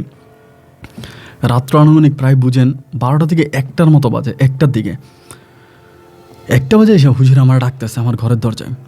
হুজুর যখন ডাকতেছে আমি তখন অবাক হয়ে গেলাম, মানে প্রথমে আমার দরজায় এসে ডাক দিছে, দরজা না শুনি পরে জানালা দিয়ে ডাকতেছে। আমি তখন জানালা খুঁজে দেখলাম যে হুজুর বাইরে দাঁড়ায় আছে, হাতে টর্চলাইট। আমার বলে বিল্লাল একটু বেরিয়ে এসো, তোমার সাথে কথা আছে। মন্তাহা তখন আমার বলে না তুমি যাও না, কারণ তুমি গেলে হুজুর সম্ভবত তোমার কোনো ক্ষতি করে ফেলতে পারে, এত রাতের বেলায় যাও না, একা একা যাওয়াটা ঠিক হবে না। আমি তখন মন্তাহারে বলতেছি আর তুমি ভয় পাও না, তুমি ভয় পাওয়ার কি আছে, এই হুজুর আমার কি করবো এটা আমার দেখা আছে, উনি আমার কি করব ওইটা আমি খুব ভালো করেই জানি, তুমি এইটা নিয়ে কোনো টেনশন করো না, আমি যাচ্ছি, তুমি চুপ থাকো। এই বলে আমি তখন আমার বউরে সান্ত্বনা দিয়ে ঘর থেকে বেরোইছি। বেরোয়ার পর আমি বললাম হুজুর এত রাত্রে আপনি? পরে বলতেছে একটু কলা বাগানের দিকে, তোর সাথে আমার কথা আছে। মনে না কলা বাগানে যাবো না, যে যা বলার এখানেই বলেন। পরে বলে একটু তোর বাড়ির বাইরে আয়, এখানে তো বলা যাবে না, তুই তো জানিস এসব কথা কি এখানে বলা যায়, তোর বাবা কি উঠছে? আমি বললাম না আমার বাবা উঠে নাই। তা বলে এদিকে আয়। পরে আমাদের বাড়ির সামনেই হুজুর আমার নিয়ে গেছে, নিয়ে মাটির মধ্যে বসছে। মাটির মধ্যে বসে আমার বলতেছে বিল্লাল তুই কি আমারে যে কথাগুলো রুমে গিয়ে বলছিস, আমার ঘরে যে কথাগুলো বলছিস, এই কথাগুলো কি তুই আর কাউরে জানাইছিস, আর কাউরে বলছিস? আমি বলি না আমি তো আপনারে জানাইছি, আর কালকে সকালে ঘুম থেকে উঠে গ্রামের 10 জনকে ডাকবো, চেয়ারম্যান মেম্বার সবাইকে ডাকবো, সবার কাছ থেকে একটা ডেট নিব এবং ওই ডেটে আপনার সাথে আমার দরবার হবে, কথা সোজা। পরে আমারে বলতেছে যে না এই কাজটা তুই করিস না, আমারে বলে। আমি বললাম না করবো না কেন, বিয়ে করলেন আপনি, বাচ্চা দিলেন আপনি, এরপরে আপনার বউ আর বাচ্চারা আমার ঘাড়ে ঝুলিয়ে দিয়েছেন, আমার বাবার মান সম্মান নষ্ট করছেন, এটা তো হতে পারে না। আমি খুব জোরে জোরে বলতেছি এবং জোরে জোরে বলতেছি, উনি আমার পা চেপে ধরে, রাতের কথা তো অনেক দূরে যায়, আমার পা চেপে ধরে বলতেছে যে বিল্লালে তোর পায়ে ধরি, বাবারে তুই আমারে বাঁচা, আমার ঘরে আমার যুবতী মেয়ে তুই আমার মারিস না, আমার একটা মেয়ের বিয়ে হয়েছে, আরও 2টা মেয়ে বাকি আছে, আমার ছেলেটারে বিয়ে দিছে, আমি এই বয়সে তুই আমারে মানুষের সামনে অপমান করিস না। আমি বললাম বাহ, আপনি নিজের মেয়ের বিয়ের কথা চিন্তা করতেছেন, অথচ আমার 2টা বোন যে বুড়ি হয়ে গেল, আমি তাদেরকে বিয়ে দিতে পারলাম না, আপনার ওই প্রতারণার কারণে আমার ছোট 2টা বোনের বিয়ে হয় না, আপনি এটা চিন্তা করলেন না? আমার তখন বলতেছে দেখ বাবা আমি তোর পায়ে ধরে, তুই যা বলবে আমি তোর সব কথা শুনবো। বললাম আপনার শোনার দরকার নাই, আমি আপনাকে কোনো কিছু বলতেও চাই না, আমি গ্রামের 10 জনকে ডাকবো, আপনি যদি স্বীকার করেন তাহলে তো ভালোই গ্রামের সামনে, আর যদি গ্রামের সামনে স্বীকার না করেন আমি আপনাকে আর আমার বাচ্চাকে আমি নিয়ে হসপিটালে যাব, হসপিটালে আমি ডিএনএ টেস্ট করাবো, তখন রিপোর্টও আসবে, ডাক্তারে বলবে এটা কার বাচ্চা। পরে আমার বলি তুই এত ডিএনএ রিপোর্ট এগুলো কার কাছ থেকে শুনছিস? আমি বললাম আমি সব জানি, আপনি আমার কোনো কিছু শিখাইতে হবে না, এখন যেটা সত্য কথা যে আপনি গ্রামের 10 জনের সামনে স্বীকার করবেন কি করবেন না এটা আপনার ইচ্ছা, যদি করেন তাইলে ভালো, আর না করলে আরও খারাপ। পরে আমার বলে তুই আমার এখানে মাইরা ফেল, তুই আমার এখানে মেরে ফেল, তারপরও গ্রামের 10 জনের সামনে আমার অপমান করিস না। আমি দীর্ঘ অনেকগুলো বছর ধরে এই মাদ্রাসায় শিক্ষকতা করি, এই মাদ্রাসায় আমার অনেক সুনাম, মাদ্রাসায় সবাই আমাকে চিনে জানে, সবার সাথে আমার খুব ভালো একটা সম্পর্ক, তুই আমার এই সম্পর্কটাকে নষ্ট করিস না। বাবারে আমি ফাঁসি দিয়ে মরে যাবো, এরকম করে উনি কান্নাকাটি করতেছে, আবার কান্না করেছে খুব সাউন্ড ছাড়া, শুধু চোখের পানি ঝরাইতেছে। আমি বললাম হুজুর আপনি যাই বলেন, আপনি যেটাই বলেন, আপনার কোনো কথায় আজ আমি শুনবো না, আপনার কোনো কথাই আমি শুনবো না, আমি সকালবেলা গ্রামের 10 জনকে ডাকবো এবং আজকে রাতেই আপনার মুখোশ আমি উন্মোচন করবো, আপনি যে মানুষরূপী হুজুররূপী কত বড় একটা লুচ্ছা আমাদের মাদ্রাসার, এটা আমি সবার সামনে প্রকাশ করে দিব। পরে আমার পা ধরে বলতেছে তুই কি চাস? আমি বললাম আমি কি চাই, আমি কিছু চাই না। পরে বলে তুই যদি এটা করস তাহলে তোর লাভটা কী হবে, তোর কি কোনো লাভ হবে? আমি বললাম না লাভ হওয়ার কী আছে, আমার কোনো লাভ হওয়ার দরকার না, আমার সবই তো শেষ হয়ে গেল, আর লাভ কী, কিন্তু আমি আপনার উপরে প্রতিশোধ নিব। বলে আমার উপরে প্রতিশোধ না নিয়ে তুই আমার অন্য কোনো একটা সাজা দে। আমি তখন বললাম যে অন্য কী সাজা, আপনি আমার কী সাজা দেবো? উনি আমার বলে দেখ আমি যেহেতু একটা অন্যায় করছি, তুই যদি এখন গ্রামের 10 জনকে ডাইকা এটা জানাস শোনাস, এতে তোর কোনো লাভ হবে না। হ্যাঁ, আমার ক্ষতি হবে, কিন্তু তোর কোনো লাভ হবে না। তার চেয়েও বরং আমি তোকে একটা অফার দিই, একটা প্রস্তাব দিই, তুই আমার এই প্রস্তাবটা মেনে নে। যদি আমার এই প্রস্তাবটা তুই মেনে নেস, তাহলে সাপও মরবে, লাঠিও ঠিক থাকবে, তোরও আমার উপরে প্রতিশোধ নেওয়া হবে এবং তোর জীবনটাও চেঞ্জ হয়ে যাবে। আমি তখন বললাম যে কি, আপনি আমার কী কথা বলতেছেন? উনি আমার বলে, আমি তোরে এই কয়েক মাসের মধ্যে দেশের বাইরে পাঠিয়ে দিব। আমি আমার নিজের টাকা দিয়ে তোর বিদেশে পাঠাবো। দেখ, তোর পরিবারটা পুরো ধ্বংস হয়ে গেছে, তোর 2টা বোনের বিয়ে হচ্ছে না, এবং আজকে তুই আর নিজে খাইতে পারিস না, তুই কয়েকদিন মাটি কাটার কাজে যাস, এখানে যাস ওইখানে যাস, তোর বাবা অসুস্থ, তোর মা অসুস্থ, একটা বাচ্চা আছে, তোর বউরে খাওয়াইতে পারিস না, এত অভাব অনটনের সংসার। এর থেকে বরং আমি তোর বিদেশে পাঠাবো, এবং তোর বিদেশে পাঠাতে যত টাকা লাগে, 4 লাখ 5 লাখ যত টাকা লাগে সব টাকা আমি দিব। সব টাকা আমি দিয়ে তোরে আমি বিদেশে পাঠাবো, এবং তোর জীবনটা তুই ঘুরে নে। আমার মানসম্মানটা নষ্ট করিস না, আমার মানসম্মান নষ্ট করে তোর কোনো লাভ হবে না। আমি তোরে বিদেশে পাঠিয়ে দিই, তুই বিদেশ চলে যা। আমি তখন বললাম, জি, কী করা যায়? আমি তখন বললাম, ঠিক আছে, আমি সকালবেলা আপনারা জানাবো, আপনার সকালবেলা আমি আপনার বাড়িতে যাব। তা বলে, আচ্ছা ঠিক আছে বাবা, তুই সকালে আমার জানাইস, এবং তুই আমার জানাইস, একটু চিন্তা কর। আমি যেমন ঠিক আছে। পরে উনি চলে গেল। আমার বউ তখন পিছন দিকে আসছে, মানে আমার বউ কিন্তু পিছনে দাঁড়ায় আছে। দাঁড়ায় থাকার পর আমার বউ কিন্তু সব কথা শুনছে, আমার কথা, হুজুরের কথা সব কিন্তু অন্ধকারে দাঁড়ায় দাঁড়ায় শুনছে। ও চলে যাওয়ার পরে আমার তখন মোন্তাহা বলতেছে যে, বিল্লাল ঘরে আসো, তুমি ঘরে আসো। পরে আমি তখন ঘরে ঢুকছি, ঢুকার পরে আমি তখন বসে আছি, ও তখন বসে আছে, দুজনেই চুপচাপ। পরে আমি বলি যে, মোন্তাহা হুজুর কী বলছে জানো? ও বলে, আমি সব শুনছি। তুমি সব শুনছো? বলে, হ্যাঁ আমি সব কিছু শুনছি, হুজুর যা বলে যে হুজুরের সব কথা শুনছি। কিন্তু তুমি এটা কীভাবে চিন্তা করলে যে আমি তোমাকে এটা করার অনুমতি দিব? আমি বললাম, অনুমতি দিবা না মানে? ও আমারে বলে, তুমি 10 জনের কাছে জানানোরও দরকার নাই, হুজুরের কাছ থেকে টাকাও নেওয়ার দরকার নাই। আমি তোমার সাথে সংসার করতেছি, আমি তোমার জীবনেও কষ্ট দিব না, আমি তোমার সারা জীবন ভালো রাখবো, শান্তিতে রাখবো, তুমি কখনো কষ্ট পাবা না, তুমি এটা কারো জানাইও না। আমি বললাম, ও তুমি আর হুজুর তো একই, তোমাদের মাঝে তো কোনো পার্থক্য নাই, তুমি আর হুজুর একই, আমি জানি তুমি আর হুজুর একই, তোমরা আমার কথা শুনবা না, আমার কথা মানবা না, তো ঠিক আছে, আমি গ্রামের 10 জনকে ডাকবো। ওর সাথে আমার এই কথা কাটাকাটি করতে করতে ঘুমিয়ে গেছি। ঘুমিয়ে যাওয়ার পরে সকালবেলা ভোরে চিন্তা করেন, হুজুর আবার আমার ঘরের দরজায়, আমার আবার ডাকতেছে, ও বিল্লাল বিল্লাল উঠে আসো। উঠছি, এবার দেখি আমার আব্বা হুজুরের দেখা ঘরে নিয়ে গেছে। ঘরে নিয়ে আমার হুজুরে চা নাস্তা দিচ্ছে, আমি তখন ওইটা হুজুরের কাছে গেছি। পর হুজুর আমার ডাক দিয়ে ঘরের বাইরে আনছে, না বলি, বিল্লাল কী সিদ্ধান্ত নিলা, কী করবা, কোনো কিছু ভাবছো? আমি তখন বলি, না আমি এখনও কিছু ভাবি নাই, আর কোনো কিছু মানে সিদ্ধান্তও নিইনি। পরে আমার বলে, কোনো একটা কিছু সিদ্ধান্ত নেওয়া দরকার না? আমি তখন বলি, সিদ্ধান্ত নেওয়া তো দরকার, কিন্তু আমি কী সিদ্ধান্ত নিব আমি আসলে বুঝতে পারতেছি না। আমি আপনারও কি বলবো, বা আমি সিদ্ধান্তও কী নিব, আমার মাথায় কোনো কিছু আসতেছে না। পরে আমারে বলে, বিল্লাল আমার জীবনটা নষ্ট করো না, এরকম করে হুজুরে আমার হাত চেপে ধরে কেমন করে একটু কান্না কান্না ভাব। এই দৃশ্যটা আমার আব্বা দেখে ফেলে। আমার আব্বা দেখে ফেলে আইসা বলতেছে, হুজুর কী হয়েছে? পরে হুজুর বলতেছে যে, তোমার ছেলেরে বলতেছি এইভাবে দেশে কষ্ট পাওয়ার চেয়েও, যন্ত্রণা পাওয়ার চেয়েও বিদেশ চলে যাওয়ার জন্য। আমার কাছে একটা ভালো বিষয় আছে, ওই বিষয়তে তোমার ছেলেটারে বিদেশ পাঠাই দিব, কিন্তু তোমার ছেলেটা আমার কোনো কথা শুনতেছে না, আমার কথা মানে না। আমার আব্বা তখন বলে, আরে হুজুর এটা আপনি বলেন কি, আপনি ওর বিদেশে পাঠাবেন, ওইটা মানবে না কেন? এটা তো ওর জন্য একটা স্বর্গীয় প্রস্তাব, এটা আপনি মানবেন না কেন? বলে, মানে না তো, দেখো না তোমার ছেলে বুঝাইতে পারো কিনা। এই কথা বলে আব্বা তখন আমার বলে, কিরে হুজুর তোর বিদেশ পাঠাবে, তুই যাবি না কেন? আমি বলে, আব্বা ঘটনা আছে। আমার আব্বা বলে, কোনো ঘটনা নাই। তখনই আমার আব্বা হুজুরে জড়াই ধরে বলতেছে, আপনি যেটা বলেন সেটাই, আপনি ওরে বিদেশে পাঠাই দেন, ওরে ভিসার ব্যবস্থা আপনি করেন, ওরে আপনি বিদেশে পাঠান, আমি আপনার কাছে সারা জীবন ঋণই থাকবো, এবং আমার ছেলে বিদেশে গিয়ে আস্তে আস্তে এই ঋণ পরিশোধ করে দিবে। আপনি যত টাকা দিয়ে পাঠাবেন, প্রয়োজনে তার বেশি টাকা আপনি দিবে। হুজুর বলে, না না না, আমি আমার মেয়ের ওর কাছে বিয়ে দিছি না, আমি কোনো টাকা পয়সা চাই না, আমার কোনো টাকা পয়সা লাগবে না, শুধু ও নিজে বিদেশে গিয়ে নিজের পায়ে দাঁড়াক, এবং আমি যা মনতাহার ওর কাছে বিয়ে দিছি মনতাহারে ভালো রাখুক, ওইটুকুতে আমি খুশি, এটুকু আমি সুখী। এবার হুজুর চলে গেছে, আমার আব্বা তো আর আমার কোনো কথাই শুনতেছে না। ওই একবার বিয়ে করানোর সময় যে অবস্থা, একই অবস্থা। আব্বা আলোলে ধুলোলে আমার কোনো কথা শোনে না। আমি যে আব্বার একটা কথা বলবো, ওইটার মূল্য আমার দেয় না। আর আমার বউ বারবার আমার মুখ চাপা দিয়ে ধরতেছে। তোমার কাছে অনুরোধ করি, ঠিক আছে হুজুর যেহেতু টাকা দিতে বলছে, তোমার আব্বা যেহেতু রাজি হয়েছে, তুমি বিদেশে যাও, কিন্তু আমারে আর গ্রামের মানুষের সামনে ল্যাংটা করো না, অপমান করো না। অপমান তো আমি আর কম হইলাম না, আমি কিন্তু এরকম হইলে আবার ফাঁসি দিয়ে মরে যাব, আমি কিন্তু আবার আত্মহত্যা করবো। এগুলো মনতাহা বলতেছে। এবার মনতাহার মুখের দিকে তাকে আমি আর গ্রামের কাউরে জানাইলাম না। একইভাবে আমার আব্বা যেহেতু এতটা খুশি হলো, সেটাও চিন্তা করলাম যে আমার ছোটো 2টা বোনের বিয়ে হয় না, পারিবারিক অবস্থা এতটা খারাপ, এতটা নির্যাতিত, অপমানিত, ওর ভিতরে সময় কাটতেছে, তা বিদেশে গেলে হয়তো সব কিছু চেঞ্জ হয়ে যাবে। বিদেশ যাব, টাকা পয়সা কামাবো, দেশে টাকা পয়সা পাঠাবো, আমার বোনগুলোর বিয়ে হবে, আমার পারিবারিক অবস্থা ভালো হবে। যাই হোক, যা হবার তা তো হয়ে গেছে। একটা পর্যায়ে আমি রাজি হয়ে গেলাম। হুজুর আমাকে টাকা দিল, টাকা দিয়ে আমাকে পাসপোর্ট করলো এবং আমি পাসপোর্টও সম্পূর্ণ করলাম। এবং পাসপোর্ট করার পরে আমি তখন বিদেশে চলে যাব। আমার সব কিছু ঠিক হলো, আমি সৌদি আরবে, হুজুর আমাকে সৌদি আরবে পাঠাবে। তার এক ছাত্র আছে সৌদি আরবে, ওই ছাত্রের মাধ্যমে কথাবার্তা বলে একটা মসজিদের ক্লিনারের বিষয় আমার জন্য ঠিক করছে। অনেক বড় একটা জুমা মসজিদ, ওইটার ক্লিনার, আমি ছাড়া আরও অনেক লোকজন আছে। তো ক্লিনারের বিষয়টা আমাকে দিলাম, আমি তখন ওই বিষয়টা নিয়ে সৌদি আরবে গেলাম। এরই মাঝে অনেক ঘটনা আছে, ওইগুলো আমি না বলি, অনেক প্রসেসিং অনেক কিছু আছে। দেন আমি তখন সৌদি আরবে গেলাম। এবার সৌদি আরবে যাওয়ার পরে এই যে হুজুর আমাকে সৌদি আরবে পাঠাইছে, কেন পাঠাইছে এটা তো শুধু একমাত্র আমি জানি আর মুনতাহা জানে, এটা তো আর এলাকার কোনো মানুষ জানে না। এলাকার মানুষ সবাই জানে হুজুর দাতা হাতেম, তাই হুজুর অনেক ভালো, হুজুর আমাকে টাকা দিয়ে বিদেশে পাঠাইতে আছে। এখন এটা সবাই জানে, কিন্তু ওই ভিতরের কথাটা কিন্তু কেউ জানতো না যে হুজুর আমার সাথে এত বড় বেইমানি করছে বা আমার সাথে প্রতারণা করছে। আমার আব্বা তখন আমারে বলতেছে যে এইবার এমন একটা অবস্থা হয়েছে ভাই, আমি বিদেশে যাওয়ার পরে মানে আমাদের পরিবারের মানুষ হুজুরে ছাড়া আর কোনো কিছু বুঝে না। হায় হায়, মানে এই হুজুরের কথায় উঠে বসে, হুজুর যা বলে তাই। ধরেন বাড়িতে একটা মুরগি জবাই হয়েছে, তাও হুজুরকে ডাইকে আনবে।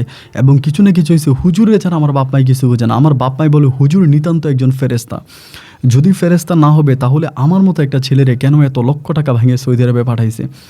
এবার আমার বউ হুজুরের বাড়িতে যায়, হুজুর আমার বাড়িতে আসে, এমন করে পারিবারিকভাবে একটা ঘনিষ্ঠ সম্পর্ক হয়ে গেল। আমার সন্তানটাও তখন বড় হইতেছে আস্তে আস্তে।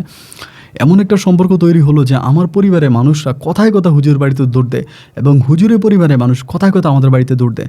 আমার বউ হুজুরের বাড়িতে গিয়া থাকে, আমি বারবার বলি মুনতাহা খবরদার তুমি কিন্তু, ও আমাকে বলে আরে না, যেই ভুল আমি একবার করছি, হুজুরের প্রতারণায় ফা দিছি, এই কাজ কি আমি জীবনে করবো নাকি, না তুমি এটা চিন্তা করো না। এইভাবে সময়গুলো কাটতে কাটতে আমি প্রায় 1.5 বছরের মতো তখন এই সৌদি আরবে থাকি। 1.5 বছর পরে আমার 2টা বোনের, এই 1.5 বছরের মাথায় আমার বাপে ঘর জামাই বিয়ে দেয়। 2টা বোনের ঘর জামাই বিয়ে দেয়, কারণ আমার বোনের আর বাইরে বিয়ে দিতে পারে না, ঘর জামাই 2টা বোনের বিয়ে দেয়। এবং দেখা গেল আমি যেই বিদেশে আসার পরে টাকা পাঠাইতাম সবটাকে আমার আব্বার অ্যাকাউন্টে পাঠাইতাম। এখন আমার আব্বা করে কি, ওই আমার আব্বার অ্যাকাউন্টে টাকা পাঠাইতেছি, ওই টাকার মধ্যে আমার আব্বা অনেক টাকা হুজুরে দিয়ে দেয়। মানে হুজুর নিতে চায় না, তারপরেও হুজুরে জোর করে আমার আব্বা দিয়ে দেয়। হুজুরের নামে হুজুরের জন্য বড় বড় মাছ কিনে নিয়ে যায়। হুজুরে না নিলে হুজুরের বউয়ের কাছে জোর করে টাকা দিয়ে আসে। হুজুরের বউ না নিলে হুজুরের মেয়ের কাছে জোর করে টাকা দিয়ে আসে। আর একটা এলাহি কাণ্ড।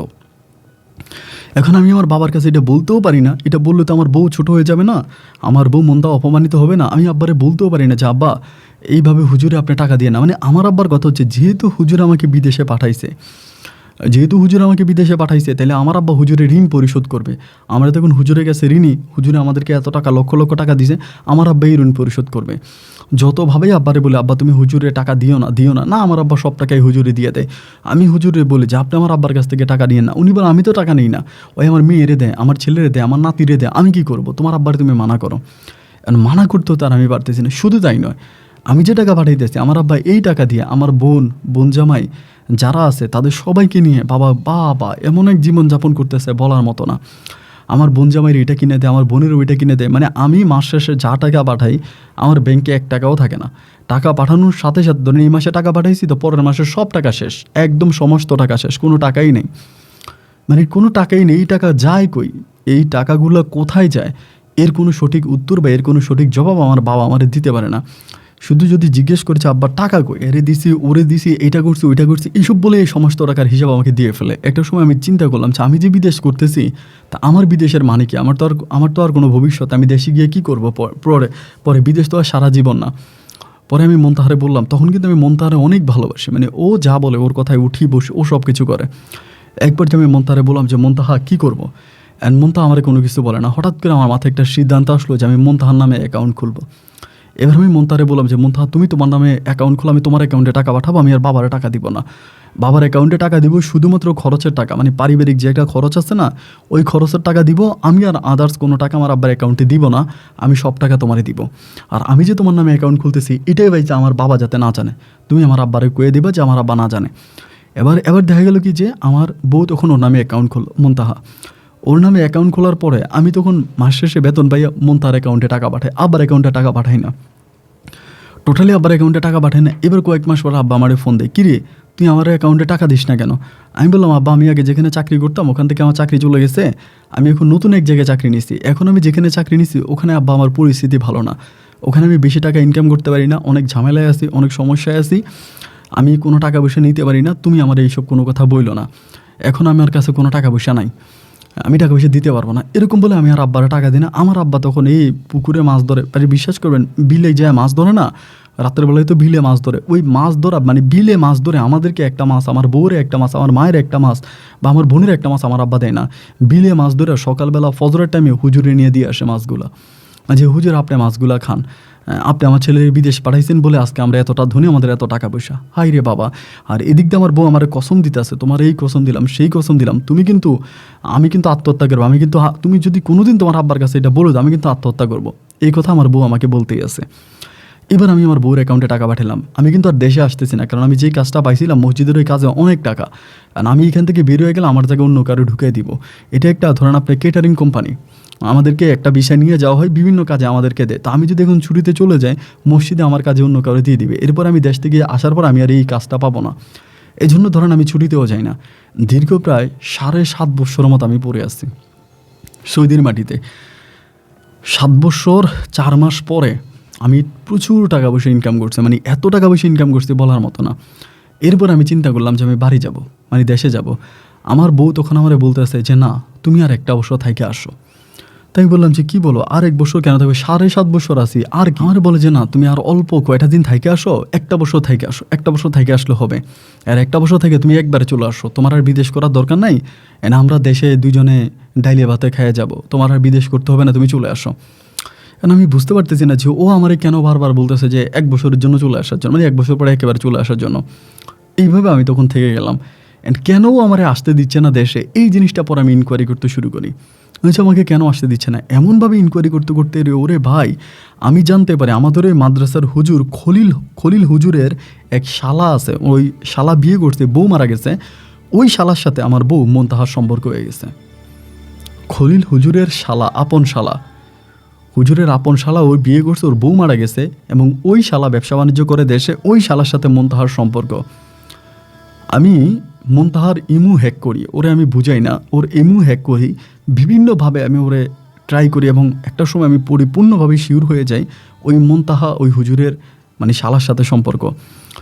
এখন আমি একদিন মনতাহারে প্রচুর গালাগালি করি যে তোর আমি মুখ উন্মোচন করে দিব, তোর যেই সন্তান কোলে নিয়ে আসিস ওই সন্তানের বাবা খলিল হুজুর, আবার খলিল হুজুরের শালার লগে তুই সম্পর্ক করতেছিস, আমি তোর আর তোর বাবারে ল্যাংটা করে গ্রাম থেকে বের করবো, তুই অপেক্ষা করে আমি আসতেছি।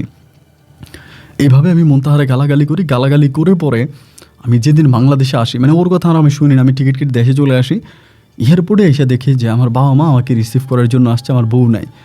আমি বললাম যে মনতাহা কই, আমার আব্বা ডাইরেক্ট আমারে বলতেছে মনতাহা তো নাই। আমি বললাম নাই মানে, বলো গতকালকে রাতে কই জানি চলে গেছে। আমি বলি আর এটা তোমরা কী বলো, গতকালকে রাতে কই জানি চলে গেছে মানে এটা কী ধরনের কথা। আমার আব্বা বলে গতকালকে রাতে কার সাথে জানি চলে গেছে, অনেকেই বলতেছে যে খলিল হুজুরের শালার সাথে নাকি চলে গেছে। আমি বললাম তোমাদেরকে আমি বারবার বলছি খলিল হুজুরের পরিবারে তোমরা যেও না, খলিল হুজুরের পরিবারের সাথে এতটা ক্লোজ হইও না। তোমরা এতটা ক্লোজ খলিল হুজুরের পরিবারের সাথে কেন হইলা, কী কারণে হইলা, এই কথা বলে আমি তখন এলাকাতে আসছি, বাড়িতে আসছি। আসার পরে এরই মাঝেও চলে গেছে, মানে খলিল হুজুরের যে শালা আছে ছোটো শালার সাথে ও পালাই গেছে। আমি তখন গ্রামের লোকজনের জানাইতে শুরু করলাম যে আমার বউ কই গেল। সবাই বলে তোর বউর পরকীয়া ছিল, তোর বউ চলে গেছে, তোর বউর পরকীয়া ছিল খলিল হুজুরের শালার সাথে, তখন চলে গেছে। আমি তখন খলিল হুজুরে যাই বললাম, হুজুর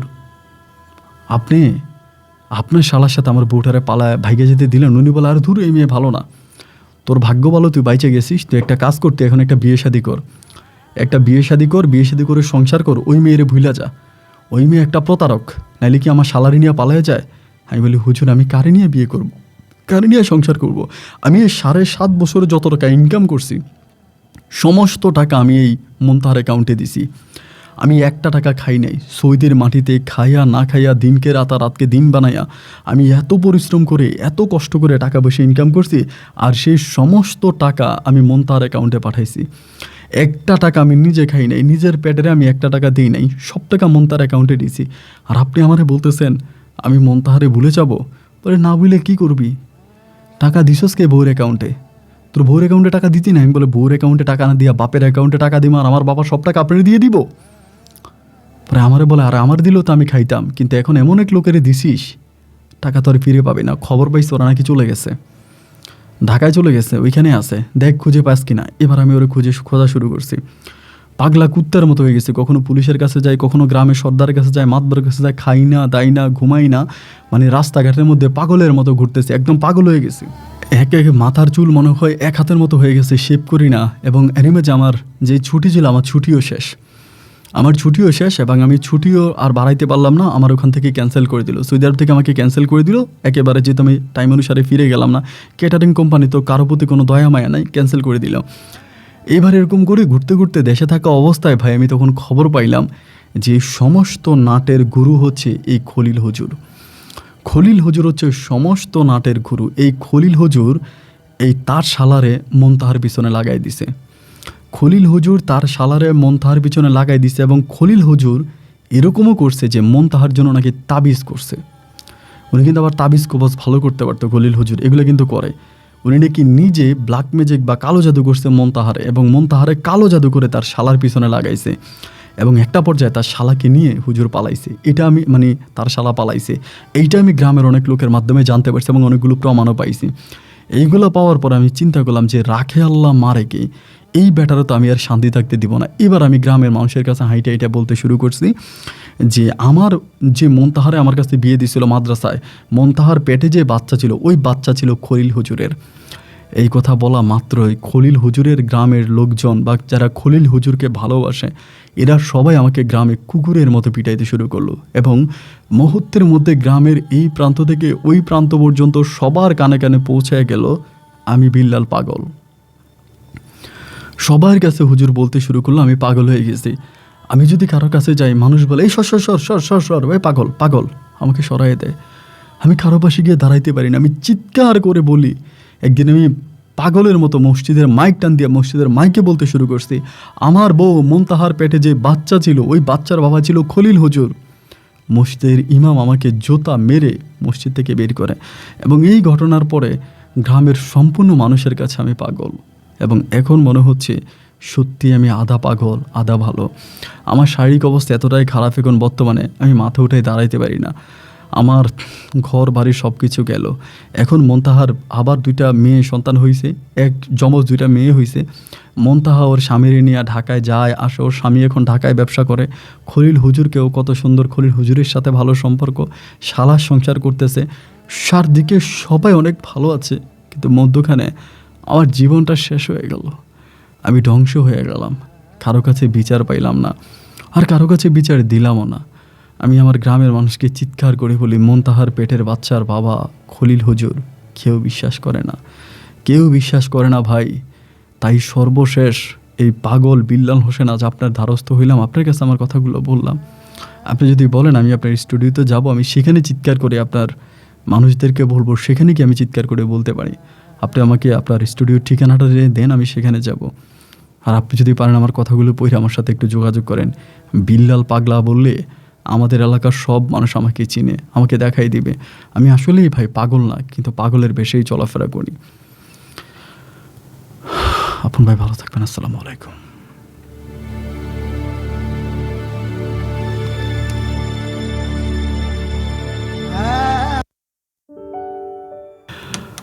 হায়রে জীবন, হায়রে প্রতারণা।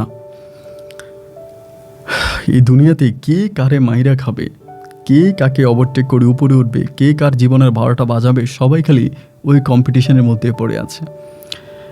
ভালোবাসা, বিশ্বাস, সম্মান সব কিছু দিনে দিনে হারিয়ে যাচ্ছে। চিন্তা করেন, এই বিল্লাল একটা ভুল করেছে, তার বউর নামে অ্যাকাউন্ট খুলে। আসলে সে বউর নামে অ্যাকাউন্ট, এই ছেলেটা এতটাই বোকা ছিল, ডিএনএ টেস্ট বুঝতো না। আপনি বুঝেন যে একটা ডিএনএ টেস্ট যে হয়, ওই জিনিসটাও জানতো না। আসলে সিলেটের প্রত্যন্ত এলাকাতে যারা গিয়েছেন, যারা ওখানকার স্থায়ী বাসিন্দা, আমি এরকম অনেকেই দেখেছি যে তারা ক্যান ইউ বিলিভ মি যে মোবাইল ফোন ইউজ করে না।